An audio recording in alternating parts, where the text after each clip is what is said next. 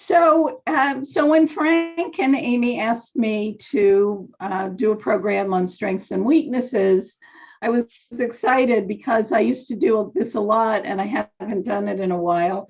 And what's interesting is over time, how we've looked at strengths and weaknesses and how you manage them has really shifted. So I'm glad to have this opportunity to do this today. Okay, Zoe, go ahead.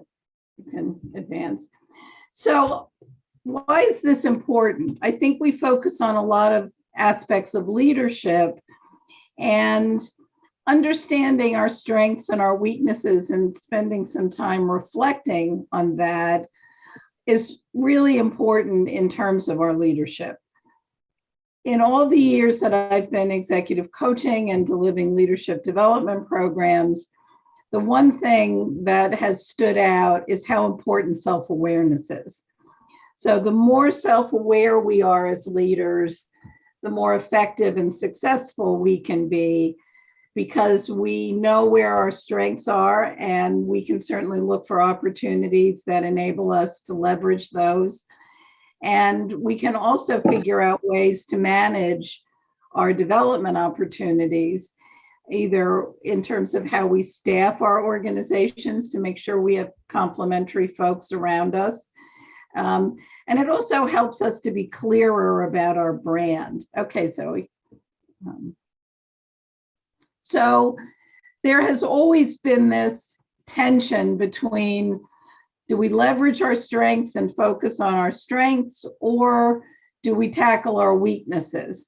And which of those is most important? I think early on, when I was doing executive coaching in organizations, you were always brought in really to help someone who had a lot of development issues and a lot of weaknesses, overcome them. And that has really shifted. Go ahead, Zoe, next slide. So in the last decade, 2 decades, the Gallup organization has really promoted this idea that we should leverage our strengths and we should focus more on our strengths. And certainly we want to address some weaknesses, but it's much more important to be focused on our strengths and deploying people in our organizations in ways that's more aligned with their strengths. And again, knowing this helps us make choices as well. So strengths are not just skills, they're talents, their abilities, their capabilities and competencies, they're positive traits that are innate for you. A lot of that is around personality. And if you've done any personality assessments, you've learned about your style and temperament. And I think a lot of times we get too focused on, all right, I've got to fix this weakness. And it may be that I can't change, that this is just something I'm not going to be great at. I am never going to be great at math, although I can still create an algebraic equation if I really need to figure something out that requires it. But I'm never going to be a good person for Amy to hire to help her with her business. So I think it's important to recognize those strengths and how you can use them more advantageously. Okay, all right, next slide, Zoe. The other thing I have found is that when you're in a role or on a project that speaks to your strengths, enables you to use them, you're generally going to be more satisfied. And your employees, when they're engaging with strengths, are also going to be more engaged. And certainly every day I read some new article about the great turnover, or the quitting while staying at work. You can check out anytime you like, but you'll never leave, I think is a piece of that quitting issue. And I think if people are engaged and they feel like they're using their strengths, as an employer, there are ways that you can hold on to people that you don't want to lose. Okay, next slide, Zoe. Weaknesses are not a problem as long as you know what they are. So I always say, you know, and I'm sure other people have this experience. You're in a room full of people working on something, and there's always one person who doesn't know what they don't know. And that's why it's important that you know what your blind spots or your development opportunities are. Okay, Zoe. And the source or reason for weakness could be anything. You know, maybe there's a total lack of interest. In some cases, a weakness can be that anybody who comes and asks for your help, you give it. And so if you're the go-to person and you're always saying yes, oftentimes you can be so busy focused on other people's needs that you're not getting your own work done. And then there are some strengths that we have that we might overuse. So paying attention to what those weaknesses are and how you're going to manage them. And is it going to be that you do need to get a little bit of knowledge in order to be able to do something more effectively? Or do you just need to bring in a partner or a team, you know, and leverage another team member who is going to complement you and be able to manage some things that you're not quite as good at? Okay. All right, next slide, Zoe. Okay, so I think it's important to be clear about this, just so that you can say no when it's not the right opportunity, and you know where you need support. So how many of you have done any work around strengths and weaknesses? Does anybody want to share what their experience has been taking a look at some of these? Hi, this is Ken. So yeah, I've done many self-assessments. What I find is it's interesting. They all kind of, you know, validate my strengths and also validate my weaknesses. And I actually did do the strengths finder as well. Found that, you know, very, very helpful. And I agree. Weaknesses are not a problem as long as you know what they are and you acknowledge them and you work with them. I think a lot of people maybe get, you know, ego defensive, or they don't want to admit their weaknesses, or just try to tend to brush them aside. And that's not good. Right. I like to also, I like to add something too. A weakness is, it depends on what your job is. If your job doesn't require a lot of writing, right, and you're not a good writer, that's a weakness for you, then it's not going to be a big deal. But if your job requires that you need to be a good writer, then yeah, that all of a sudden that weakness becomes really important. So it depends also to look at the job description and look at what is important for that job, and realize those are the things you need to be strong in, right? And the other things, their weaknesses, yeah, you want to hopefully want to continue to hone them if you can, but they're not going to be as key. Right. So next slide, Zoe. So what I'd like to do, and we're going to break you into groups, is there are many different ways to identify your strengths and also illuminate for yourself, you know, areas that are more developmental or are weaknesses. And there are assessments, and the assessments are all great. There's so many of them. But the other way is to really reflect on your experiences. And so what I thought would be good to do in small groups is to have you work together. It will help you learn about one another, and it'll also help you identify some strengths that you might not have thought of top of mind, but also have an opportunity to have others identify some strengths for you. So in a moment, Zoe's going to break you into small groups for 20 minutes, and you'll do a brief introduction. And then what I'd like you to do is sort of reflect on a time that you were very successful. You know, we all know there are times when we feel totally in the zone, and not so in the zone. But what made that contribution outstanding, and why did you truly enjoy doing it? A lot of times when we feel that we're in a space where everything is just humming along, it doesn't often feel like work. Sometimes work feels like driving a tractor through a swamp, but when you're in a really successful place, it doesn't feel like that. So what I'd like you to do is reflect on that time. Each of you will take turns describing the experience, what transpired, what challenge did you face that you had to solve, what action steps did you take, and what was the result. So you're going to briefly introduce yourselves, and then each take turns telling your story. And while you're telling your story, the other folks in your group are going to jot down the skills and competencies they heard as you shared your success.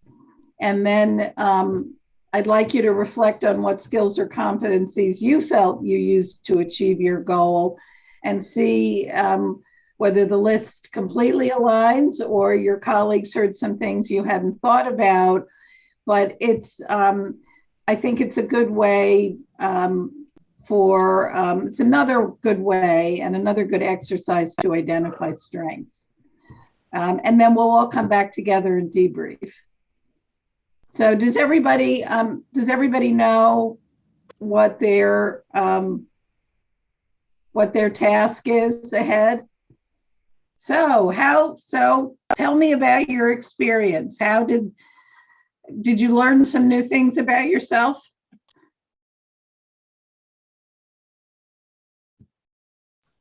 Hi, this is Ken. I definitely, it was interesting that, the partners in my particular breakout session, I spoke a lot about my, collaboration, leadership, motivation, etc. But some of the things that they point out was, oh, well, data analysis and storytelling. I'm like, data analysis, I'm not a data person, but they saw that, clearly in what I described. So it was, kind of encouraging, to hear that, because I think like, oh God, data analysis, numbers, math, so I was kind of encouraged to hear that no, you do actually have that. You do actually have that, and that can be a strength. Great. Was it hard to come up with an example? I found it hard to focus on one example. So I'm the opposite. I was having trouble coming up with an example. Even though I do have them, it was harder for me to shine a light on it, we'll say.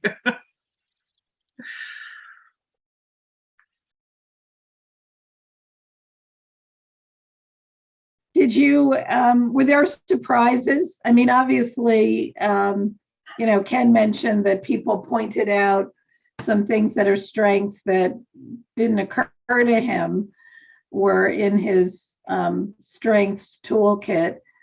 Did anybody else have surprises as they went through the process?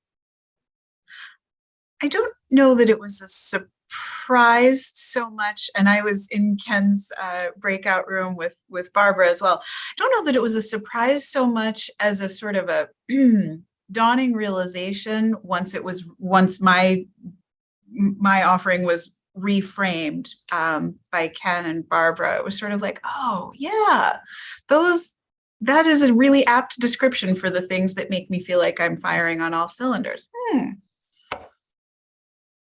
Great.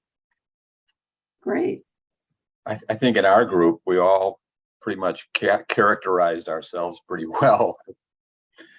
everyone kind of knew what the strengths were that they were pulling out. And they were mostly similar, I thought, among the three of us. We seemed to all have the same capabilities. Great. And we didn't, that just, happened randomly. We didn't plan it that way. Sure. Did anybody learn some things about your colleagues that you hadn't known before? I didn't know either of them before, so I was Okay. All right. Because a lot of times, when we do these, when we do breakout rooms, we talk about what we do and who, in our current organization. And I think sometimes when colleagues understand the skills and the strengths that are sort of underneath our job titles and how long we've had our companies or been at a company, it helps people to know what your capabilities are in a way that is a little different. So I was hoping other takeaways from that exercise.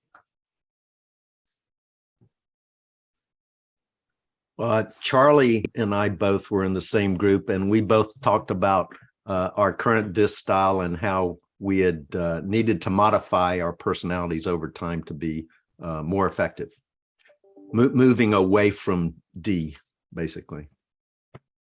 Right. Yeah. Right. And that's as a leader, that's the knowledge that helps you be a better leader. All of us, the personality stuff, our personality is innate and our way of interacting in the world, but there are times when that's not going to be the most effective approach. And so knowing when you can be in your comfort zone and when you have to pay attention and be intentional about your interactions is, I would suggest those are the best leaders, the people that are self-aware and intentional, right? When you recognize strengths and weaknesses and remember that in this situation, I've got to do something that I wouldn't normally do and be thinking about it. Those are the best leaders. Right. Were there things about the exercise that might help you as you tease out the strengths of the people that you work with? I think, I'm not sure if this is a direct answer to your question, Lesley, but I think there's a tendency for most of us to have a good amount of humility and not want to be bragging, oh, I'm so good at this or I'm so good at that. And I think that minimizes then the strength. So I think being able to acknowledge your strength and say it confidently without being cocky or obnoxious about it, I think is something that maybe we miss. Right. So- And I also think, there are times when, and people say this all the time, I don't want to brag about myself. I think most of us don't want to brag about ourselves, but I think also when we're leveraging a strength that has enabled us to really accomplish something, there's pride in that. And so, if we frame it in that way of, I have felt good about this because it's talking about it with a sense of pride as opposed to being boastful. So you make a good point, Ken, with that. Other thoughts, Linda? I was going to say, along those lines, but I think in terms of when I think about leadership and when I do college and career strategy, so I'm working with a younger audience. What I encourage my students, and many of them have different leadership roles in their school, is really thinking about how they, as the leader, can help other people to step into their own strengths and embrace their strengths and help celebrate those strengths. And so I think that as a leader, it's incumbent upon us. It's not about being boastful, but about embracing and celebrating our strengths and the strengths of those around us in order that we all can step into that strength for the good of whatever project or team you're on. Right. And as leaders, that's what, we really want to be doing, is developing our people and helping them be able to articulate some of these things.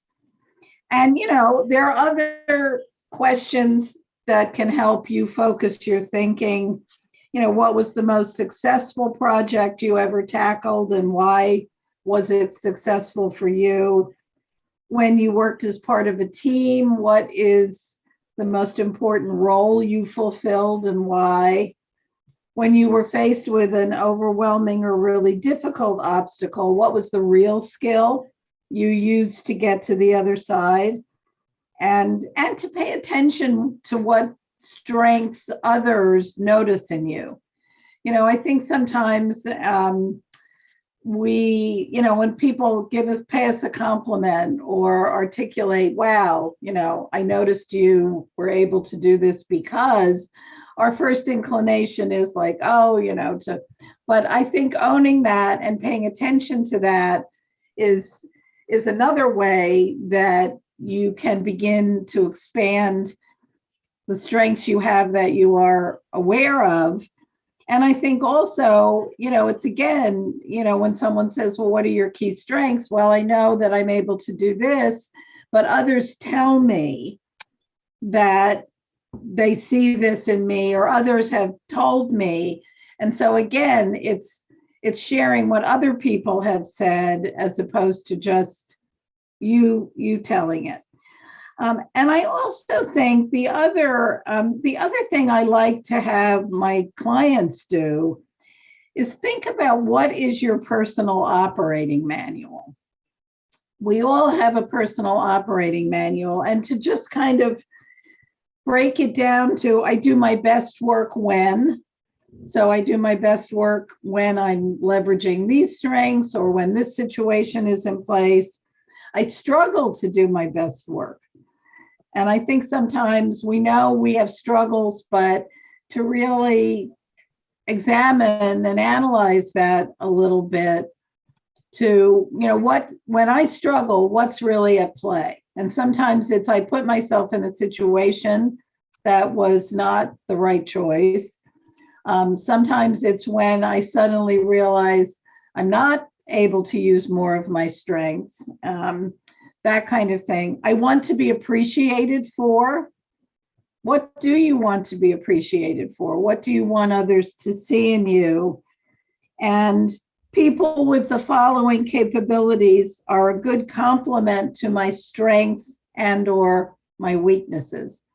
So again, one of the things I always say, I do a lot of work with the Myers-Briggs, is that I'm highly intuitive. So I'm the idea person. And I'm the one who can sort of see how the dots connect out there, but I'm not as good at vetting some of those ideas of, in a practical way, where's the data that's going to support that idea being able to work and be successful.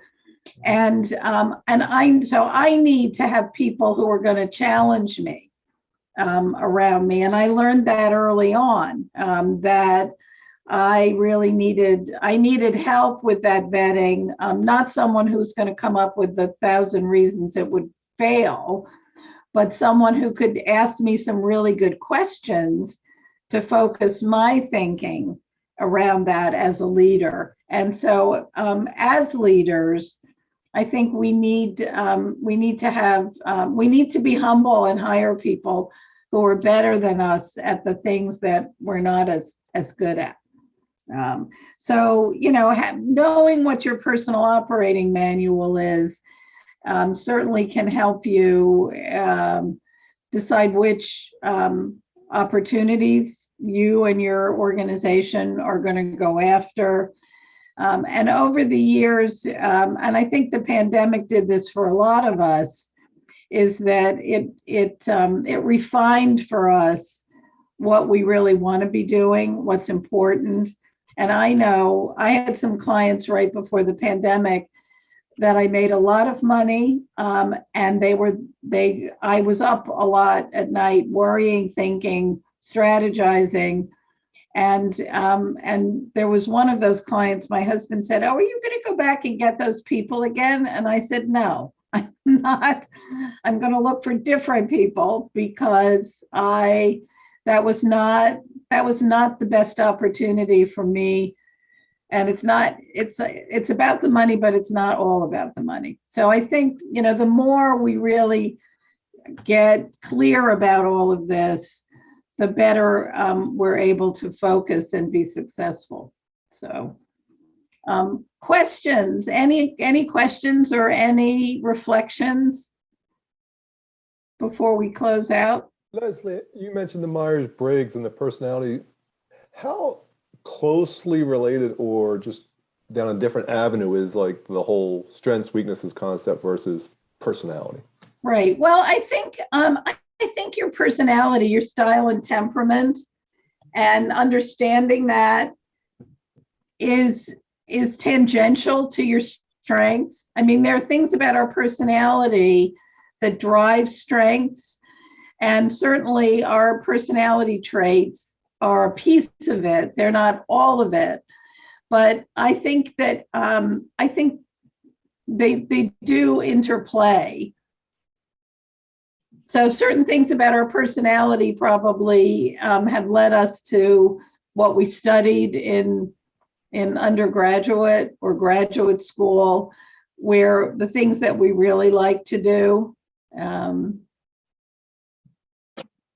I'll go big picture on you for a minute, Lesley, and just say, Rich referenced that we shared our DISC profiles in the 20 minutes that he and I had with Megan, and I learned a bunch about Rich as soon as he put up his profile, and I bet he would say the same thing, and Megan would say the same thing. I'm wondering, Zoe, if next year we want to try to build into the price of membership and promote on each of our personal Beacon pages, here's what my profile is, whether that's DISC, whether it's Myers-Briggs. And some people may say, Charlie, if that's your profile, I don't even want to talk to you, So it can go either way, or birds of a feather. So I'm just throwing that out there, and maybe that's something the board wants to kick around. I certainly see value in it. I know we've hired based on personality assessments and this kind of thing. And for the most part, it confirms what you already know, but it's a great way. I mean, I could talk to Rich for a half hour and I still wouldn't know what his profile just showed me in 10 seconds. So I agree. And I will say this, utilizing the DISC inventory, in the past couple of months, because I've been in transition, allowed me to network effectively, to position myself in interviews, and assess opportunities based on the DISC profile. And there's actually software out there that you can purchase that based on somebody's LinkedIn profile, and their web footprint will give you a fairly accurate indication of their DISC profile. That has been absolutely invaluable to me. So I don't know what needs to be done to get that through, but yeah, that is absolutely invaluable, and I encourage everybody to take full advantage of it. Ken, have you heard of the company Wise Hire? W-I-Z-E No, I haven't. Hire. No. I don't think it's legal to go out and require a job candidate to do a DISC profile, but yes, anybody can go on and upload their profile. Well, this company Wise Hire, and I think they've been acquired since I used them last 2 years ago. It was actually a neighbor of mine who owned the company, but they basically allow you to upload your DISC, and then employers can go looking for your pixel on the wheel. I think that was genius, right? Right. Can't ask, but if Ken puts it up, Charlie can come looking for one. Right. So, yeah, I mean, we could have something similar. I will just caution you that you do need to be cautious about the whole issue around personality assessments and hiring. Now, there's Caliper, there's the management research group has assessments that are actually really good, and predictive index.